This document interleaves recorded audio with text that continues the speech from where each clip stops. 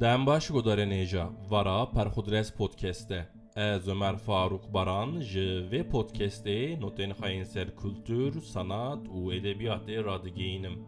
Ve saetê ve deqê hûn li ku bin bi dengê xwe biwerame. Derhêner Fatih Akın ku ser paradoksên Tirkiyên li Almanyayê film çêkirine, bi müzikên davêje filmên xwe hîsên hêsîrî datîne sînemaya çavên min. Mesela ji filmên wî Kin û Bêş bi Tirkî qisa ve acısız bi stranekê Sezen Aksu diqede lê film bi tesîra dihêle ciciyê ku diqede ji nû ve dest pê dike. Ah darên qewaxê, ah darên qewaxê, eş li pey min ket, li dû min pîskaniya wê. Metin Altıok di sala 1982 da çap kiriye ew şîra bi navê pêşgotin, Sezen Aksu di albûmeke 1988 da gotiye. Navê kitaba ku Altıok ew şîra bi darên qewaxê xistiye, trajediyên biçûk e. Trajedî Metin Altıok di sala 1930 da li Matmak Oteliyê tevî bi dehan hevalên xwe tê şewitandin, hefteyekê li ber xwe dide û dimre. Saxim, di guhên min da ev stran dimeşim bi mijû Molana Diyarbekir da. Dernaxim makîneya xwe nakişînim fotoğrafan. Sankî ğeyîdîme ji bajêr, li dilê min çend kêr. Palweşanê e-maileke ser spasiya bo sponsoriyê şandiyê ji min ra û ez davetî kokteylê kirime.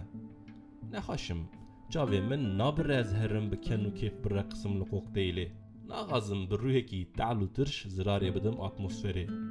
Min ku lêyek weşanek li pal weşanê zêde kiriye, çi bikim wekî din zêdegavî ye. Şêrînekê hêjmara dûdiyan ya lewergeriyan ye ji min ra. Çavê min li Walter Benjamin dikeve. Benjamin dibêje serê sibê dema hûn ji xewra dibin behsa xewlên xwe mekin. Biya Benjamin ha serê sibê bêyî ku tu tiştekî bixwî te behsa xewna xwe kiriye, ha te di xew da şor kiriye. Eynî ye. Hevalekî minî genç ji kanserê miriye. Li WhatsAppê navê wî dinivîsim, nabînim tiştekî. Min jê biriye. Hayatê ew jê biriye.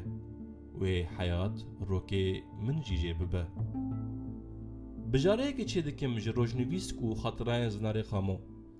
Bloger Zinarê Xamo dibêje berî ez bimirim bibînim ku ev bijare çap dibe. Kî dimre, kî dimîne, nivîs dimîne.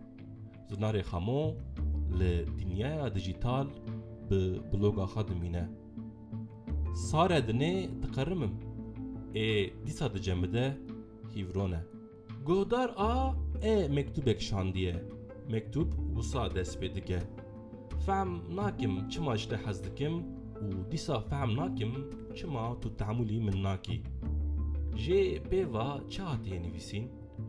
Ku çi hatiye nivîsîn?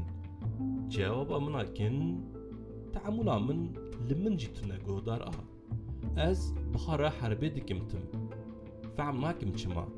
Dîsa fehm nakim çima bixara herbê dikim. Tara Mamedova bi stran û klîbeke nûtê. Sîno. Ser fikra esasî ya klîbê, Tara dibêje dinya weke ku ketiye nava bîreke bêserûber, şer, kuştina jinan, feqîrî, koçberî, krîzên ekonomîk û ekolojîk. Em hesreta hêviyeka biçûkin. Dinya ya ku ji bejn û bala Tarayê re jî hêviyeke biçûk nehîştiye, wê çi bihêle ji derd û depresîfan ra? Pûç, miçiqî û meliqî. Wî berde xêra wî ji te re tune, wê berde xêra wê ji te re tune. Ciwanek ji min dixwaze ku ez şîîreke Metin Eloğlu tercüme bikim. Ji Tirkî ber bi kurmancî va. Di şîîrên Metin Eloğlu da Kurd hene.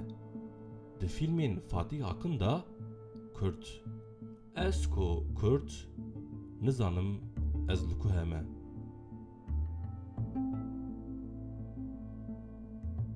Gudarên êja em hatin dawiya bernameya xwe. متنا و برنامه هندکارن جی پرخودرس blogspot.com'e بخونن. پرخودرس پودکست هر پنجشنبه ده ساعت 5:05 PM دا به بشک نو بورایه و گاوه بخاطر و